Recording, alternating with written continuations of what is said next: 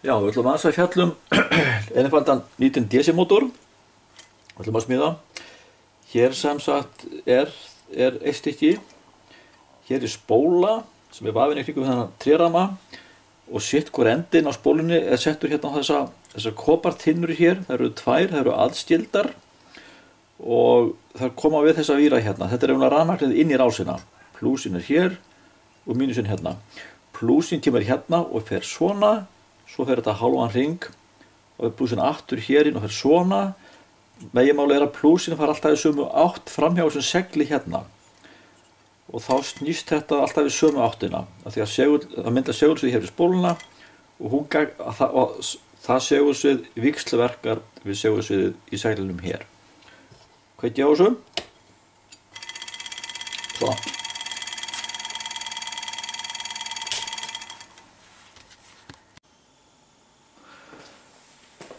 Nú hér er aðeins það hvernig þessi DC-mótor akkúrat snýst og það byggir á því að þegar það fer rafmagn í gegnum leiðara, þetta er bara kópavír, að þá myndast segulsvið hringir í kringum leiðarann. Þetta er bara eins og kleinur hringur, alls það hérna hring. Ímyndum okkar við horfum hérna bara inn í leiðarann. Þessi punktur hér þá vírinn, hann fer inn í töfluna. Og við erum svona hringir hér í kringum hann, svona segulsviðshringir. Þetta rauða hérna, þetta er 8-viti. Við setjum hann inn í rásina, þá fylgir nálinn alltaf segulsviðslínunum. Þannig að þetta segulsvið hér, það hefur stefnu. Við tökum hérna kópavír hér og setjum hann í segulsvið. Þess að hér eru tvö segulstál, norðurskaut og suðurskaut og hér á milli er segulsvið, B-segulsviðið.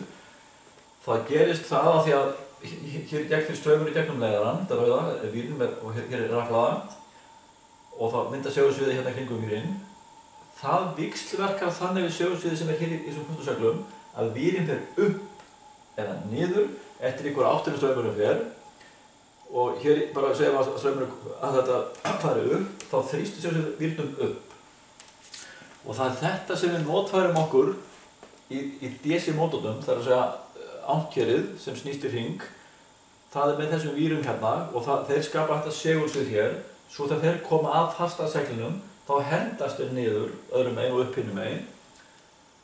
Þannig að þetta er svona ástæðan fyrir því, grunnástæðan fyrir því að hvernig okkar DC-mótor virkar, það er hægt að kringu leiðara mynda segulsvið með stefnu, þegar það víxlverkar við fasta segulinn, þá hendir það vírnum upp eða niður.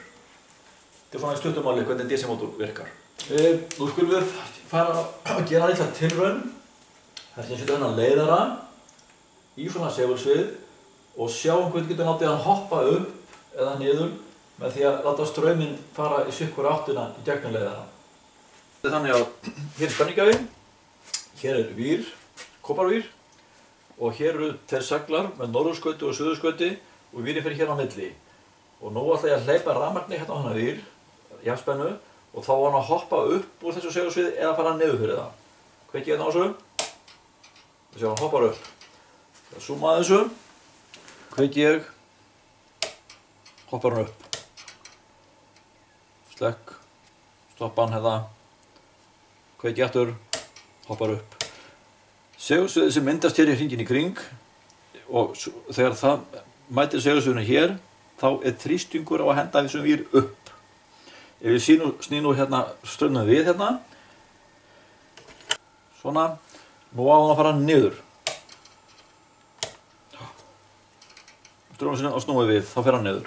Þetta er það sem við notfærum okkur í mótornum. Já, förum aðeins yfir þetta aftur, við fjarlægja hérna segulinn hér. Hér sem þetta er bara segull áfæri, þetta er blikk eða stálplata. Hérna sem sagt er þessi snúður, eða þetta er ankeri líka. Og hér eru, það er að segja að þetta er bara vafið utanum og tveir endar sem hverju megin koma út úr þessu. Annar endin er tengdur í plötuna hérna, hinn tengdur í plötuna hér. Og þegar að segjum að plúsin sé hér, þá fer plúsin hérna inn, hér og hérna framhjá, svona. Og hér og niður. Stúm svo hálfan hring, plúsin hér inn og hérna. Plúsin fer alltaf í sömu, eða sömu fer alltaf í sömu átt hér, framhjá þessum segli hérna. Alltaf þessu átt hér, sama hvernig það snýst. Og í sömu áttina hér. við það að það fer rafmagn hér í gegn, það myndast segulsvið hér kringum, eins og kleinurringur. Þegar það segulsvið fer í segulsviði sem hérna og sem segli hér, þá hendist það niður. Þetta hér er sterkur segul, fastur segul, og bara fasti við. En hér er ekkert segulsvið fyrir við hleypum rafmagni hérna hér í gegnum spóluna. Við skulum aðdáða hvort hann geti snúist hjá okkur á einum segli. Já, það er nóg. Hinn bara bætir bara í, það verður bara ennþá öflugri.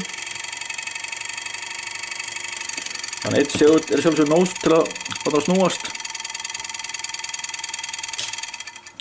Það sem gerist hér er það að hér kemur rafmagnið hérna í gegn, þessa áttina, og þessi segul hér hann hendur þessu niður. Og þegar næsti kemur þá fer hann sömu áttina og hendur í niður, næsti kemur, hendur í niður, næsti kemur, hendur í niður.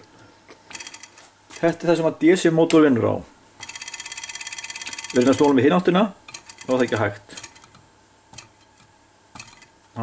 Hann hendur nú niður.